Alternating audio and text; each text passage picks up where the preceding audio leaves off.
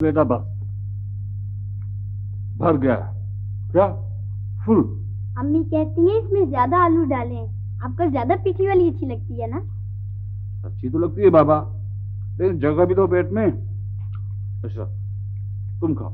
मैंने तो नाश्ता कर लिया है। तो क्या हुआ, रुक मैं खिलाता हूँ। हमारी मिस कहती हैं कि खानों के दरमियान हमेशा वक्फा रखना चाहिए, इससे सेहत अच्छी रहती है। एक तो ये आजकल की पढ़ाइयाँ बड़ी अजीब गरीब हैं, क्या खाना भी आराम से नहीं खाने देते। ये लो खाओ। इसने लगा लिया होगा तुम्हें बातों में, बड़ी बातें करती है ये, पता नहीं किस पर गई है।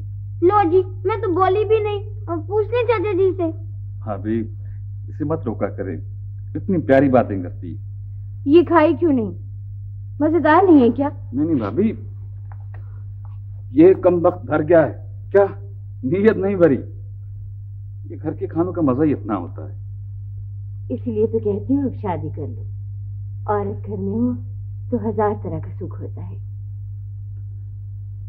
शादी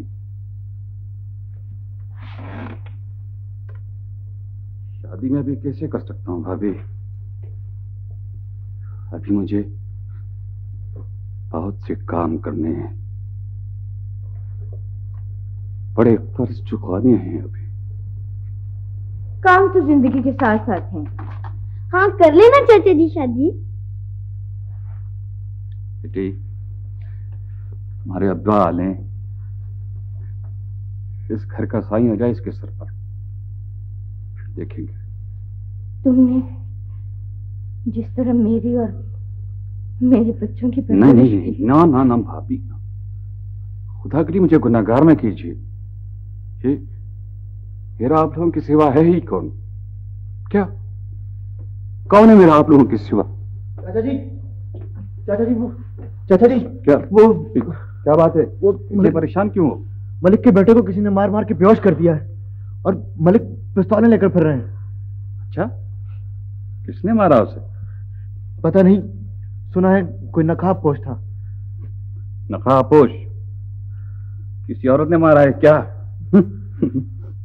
अच्छा आओ जरा उसका पता कराएं भाई, आखिर तुम्हारे मोहल्लेदार हैं, उनका कुछ हक है। चलो आओ।